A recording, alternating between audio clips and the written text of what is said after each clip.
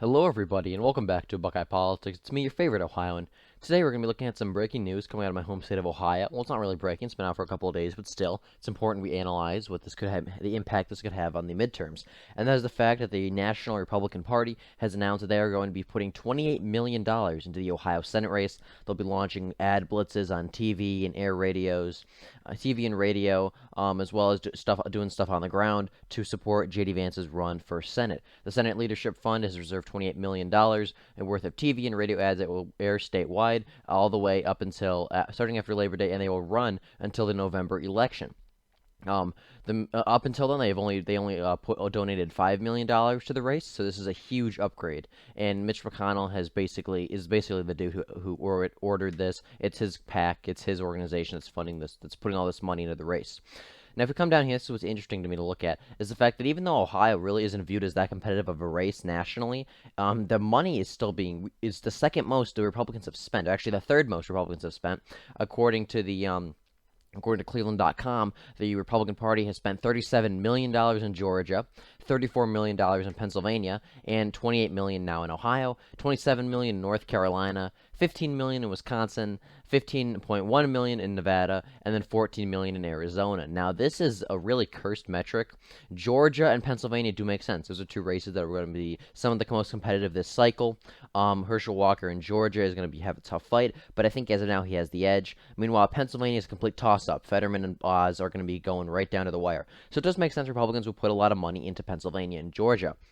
That said, Ohio, being the third state with the most money spent, makes zero sense to me. That either tells me one thing, which is that the Republicans see something we don't, and that's not good. That means the Republicans are worried about Ohio. They see something in the pollsters or their own ads that we don't see. If you look at the polls for the race right now, as you can see here, the race is pretty tight, although Vance does have a lead. And if you look at all the polls here, every single poll that has Tim Ryan up is a Democrat internal. These are polls conducted by the Democratic Party or sources or organizations connected with them. Of course, they're going to have Tim Ryan up. If you look at the Emerson College, which is the most recent poll, which is not affiliated with the Democratic Party, J.D. Vance is winning by 3 points, and probably by more, honestly. Polls usually favor the Democrats, especially during the summer. Suffolk University, this was back in May. The two main polls for this race that were not Democrat internals both have J.D. Vance winning by about 3 points, although it's more likely than not going to be more. Trafalgar is actually who is one of if not the most accurate pollster in the country, is currently polling this race. They'll have results in a couple of hours, either today or tomorrow, so hopefully that'll give us a better view on the race too. But right now, really, Vance is in a solid position. He's starting to run ads of his own.